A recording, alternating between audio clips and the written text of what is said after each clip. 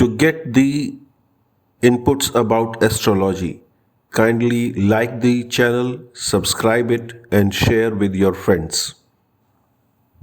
वृषभ राशि, टॉरस। आशा है दीपक सभी ने जला लिया होगा। आजकल तो वैसे भी दीपक जलता ही रहता है।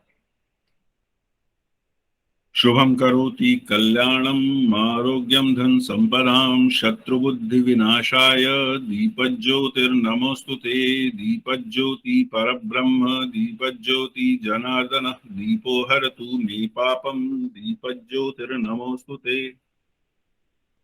हम समस्त देवी देवताओं, ऋषियों, मनीषियों को प्रणाम करते हैं जो कि इस विश्व में, इस ब्रह्मांड में ज्योतिष का ज्ञान विज्ञान लेकर आए, और उनसे प्रार्थना करते हैं कि वे हमें बुद्धि दें, सामर्थ्य दें कि हम उस ज्ञान को समझ सकें और इस ब्रह्मांड में उसका सकारात्मक उपयोग कर सकें।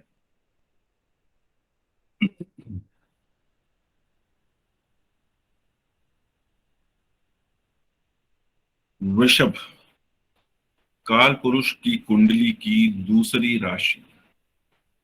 हमने पिछले सप्ताह ये प्रथम राशि मेष की थी, अब इसकी बारी है।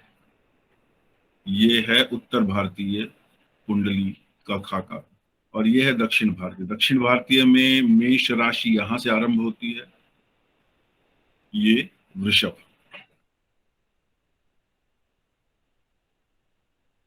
ये काल पुरुष कुंडली की दूसरी राशि है और भाव की दृष्टि से कौन सा भाव है ये? द्वितीय भाव। सेकंड भाव। सेकंड। दूसरा भाव। तो दूसरा भाव किसका होता है? परिवार का होता है, धन संपत्ति का होता है।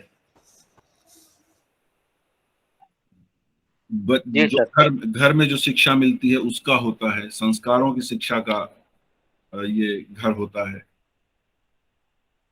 तो मेष राशि में क्या हुआ था? मेष में याद होगा, मेष आरंभ करता है, उसमें ऊर्जा होती है कि वह एक नई किसी भी वस्तु या किसी जीव को जन्म देने का सामर्थ्य रखता है और उसके लिए वहां क्रियाएं होती हैं। वृषभ क्या है? वृषभ उसे सहारा देने वाला है, ये सपोर्ट हाउस है, फर्स्ट हाउस का। हाउस के दृष्टि से जब अगर हम कहते हैं तो काल पुरुष की कुंडली में वृषभ ये उसको सपोर्ट देता है। ये अकेली ऐसी राशि है जिसमें कोई भी ग्रह नीच का नहीं होता। जब हम ग्रह कहेंगे तब हमें पता है, हम बताएंगे कि कौन सा उच्च का होता है, कौन सा नीच का होता है, कहां पर। लेकिन ये याद रखना है कि इस राशि के अंदर कोई भी ग्रह नीच का नहीं होता। ये इसकी विशेषता है। अब वो क्यों है? क्योंकि ये स्थिरता देने वाली राशि है। मेष चर राशि थी, मोबिलिटी थी उसके अंदर। वृषभ स्थिर राशि है, ये स्टेबल है। यहां थोड़ा विश्राम मिलता है, यहां ठहराव मिलता है, यहां पर आपको अपने पांव जमाने का समय मिलता है। इसलिए वृषभ राशि में आकर अच्छा सभी को लगता है। और वैसे भी काल पुरुष की कुंडली का यह धन भाव है, तो पैसा तो सभी को प्रिय है। तो यहाँ पे कोई नाराजगी दिखा के क्या कर लेगा, है कि नहीं? या होना चाहिए नाराज इस भाव से? तो इस राशि से कोई नाराज हो नहीं सकता है, इसलिए यहाँ पे कोई नीच नहीं होता है, कोई भी ग्रह नीच नहीं होगा। सम होगा, उच्च का हो सकता है, लेकिन नीच नहीं होगा। दूसरा है ये डायरेक्टेड है। जो मेष राशि है वहां पर दिशाहीनता मिल सकती है, क्योंकि वहां ऊर्जा अधिक होती है। और जब ऊर्जा होती है तो आप थोड़ा सा इस तरह मान के चलिए कि मान लीजिए हम दिवाली में एक पटाखा ही बजाते हैं, वो जब एक्सप्लोड होता है या कोई चक्री ही चलाते हैं या अनार चलाते हैं, तो उसकी दिशा एकदम सटीक तय कर पाए ऐसा नहीं है। चक्री हम लगाएंगे, यहां पे आग, हो सकता है वो घूमते घूमते दीवार के दूसरे कोने तक पहुंच जाए। अनार थोड़ा या अपेक्षा से ज्यादा ही ऊंचा चला जा सकता है। बम जिस दिशा में हम फाड़ना चाहते हैं या उससे कितनी चमक, कितनी ऊर्जा निकलेगी, वो किस दिशा में जाएगी, कुछ नहीं कह सकते। और इसका प्रमाण होता है वो जो लड़ी होती है ना, लाल रंग की जो पटाखों की लड़ी होती है लंबी लंबी, उसमें जब आग लगा देते हैं तो कोई बम उधर जाके फटता है, कोई दाएं फटता है, कोई बाएं, कोई ऊपर, कोई नीचे, और कोई दूर ही चला जाता है एकदम, और कोई फटता ही नहीं है। अर्थात कुछ ऐसा ही समझिए कि मेष की ऊर्जा का हाल होता है।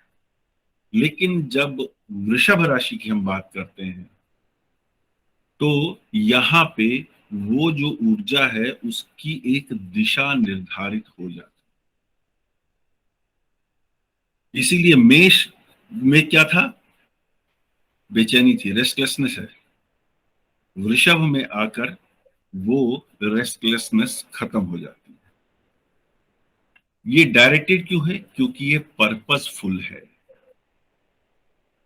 अब मेष से थोड़ा सा कंपेयर करें तो क्या है, मेष में जन्म लिया, जन्म देने वाला कोई है, जन्म लेने वाला कोई और है।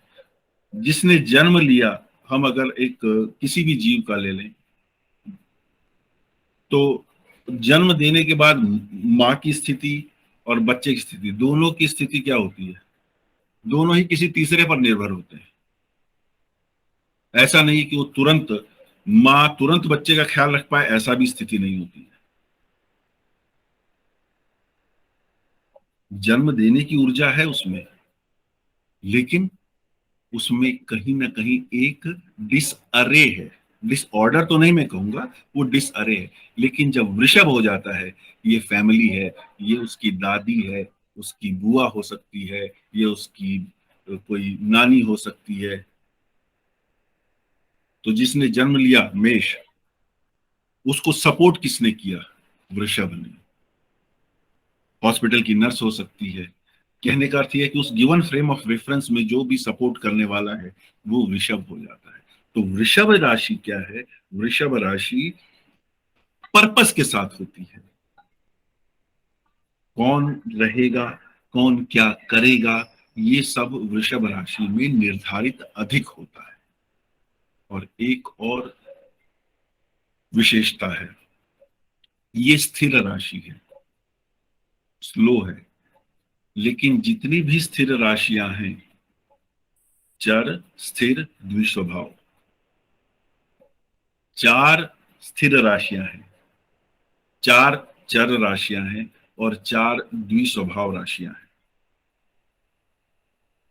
जितनी भी स्थिर राशियां हैं,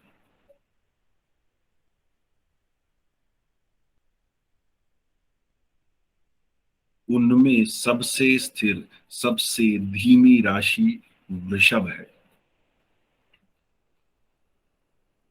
इसको समझने के लिए ये, जैसे कि क्योंकि धन का भाव की राशि है काल पुरुष की कुंडली में, तो पैसा कैसे जुटाया जाता है परिवार में? तिनका तिनका कर कर, थोड़ा थोड़ा कर कर, बूंद बूंद करके, मेहनत करके। तो ये सबसे धीमी राशि है। और धीमी होने का कारण भी है, जैसे मेष, मेष ने जन्म दिया, उसके बाद तुरंत आप बच्चे को दौड़ने को नहीं कह सकते। उसको एक देख रेख चाहिए। वो देख रेख जब मिलेगी तब वो धीरे धीरे धीरे धीरे पहले कुछ तुतलाना, फिर बोलना, फिर कुछ हिलना डुलना, चलना शुरू करेगा, फिर कभी जाके वो अपने पैरों पे खड़ा होगा। धीमा है, यहाँ पे वो जो ग्रोथ का फेज है वो धीमा है। ये मैं समझने के लिए उदाहरण दे रहा हूँ आपको कि स्लोएस्ट कैसे समझा जा सकता है वृषभ को, क्योंकि ये काल पुरुष की कुंडली की दूसरी राशि है, ये फैमिली है, ये परिवार है। ये सपोर्ट है पहले राशि का। यहां कोई कंफ्यूजन तो नहीं है? नहीं सर, कोई कंफ्यूजन नहीं सर। नहीं सर। अब देखिए, ये वृषभ है तो इसमें सीधी सीधी बात है, वृषभ संस्कृत का शब्द है जो कि गाय का नर जो है वो है, उसको वृषभ कहते हैं। सामान्य भाषा में उसको बैल बोल देते हैं, वैसे ये सांड होता है। तो जो वृषभ है वो हमें पता है सींग है,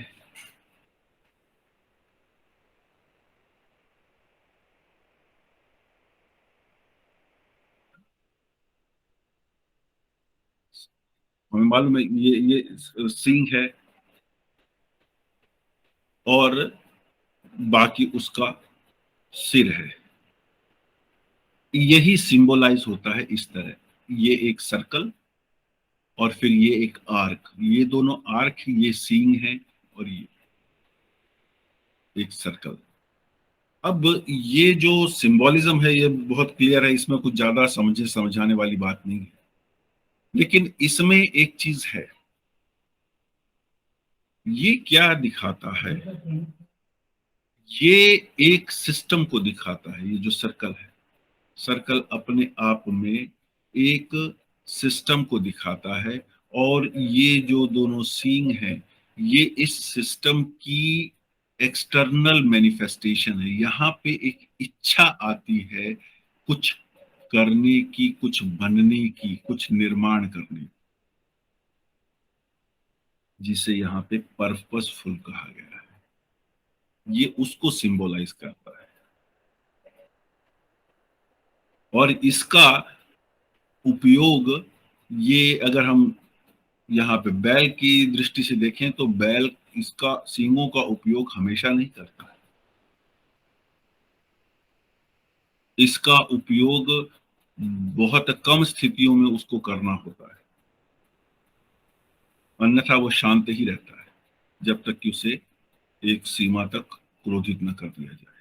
लेकिन जब क्रोधित हो जाता है, फिर ये जो आर्क है, ये जिसको लगती है उसके अंदर भी एक आर्क बन जाती है, चीर डालता है। तो ये एक तरीके से परिवार का बल है, उसको भी दिखाता है।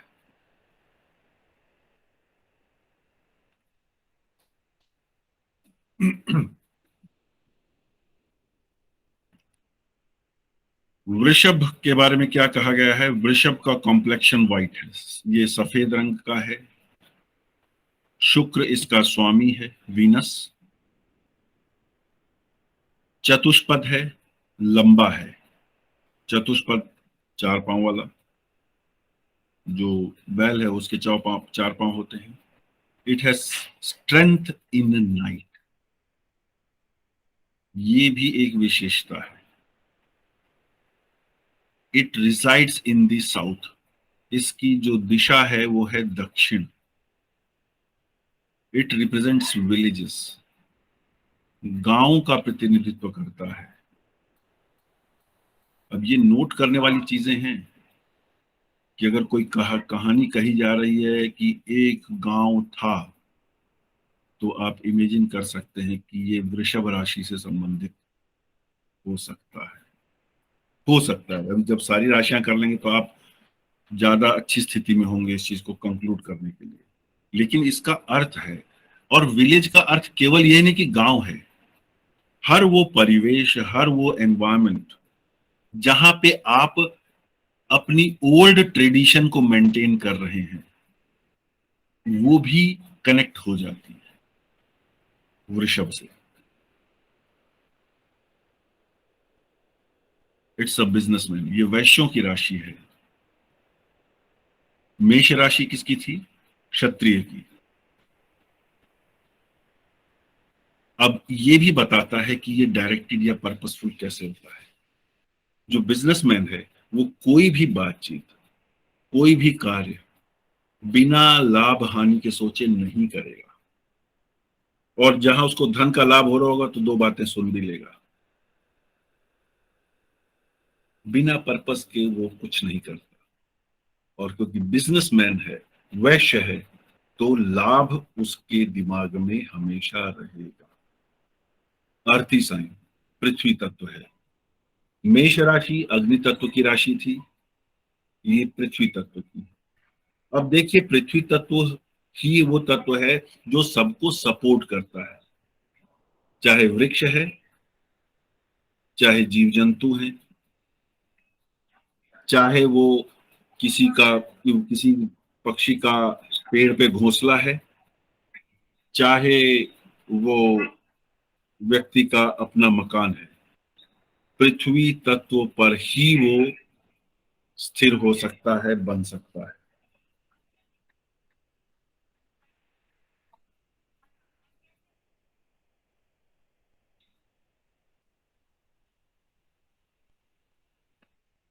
एक सेकेंड,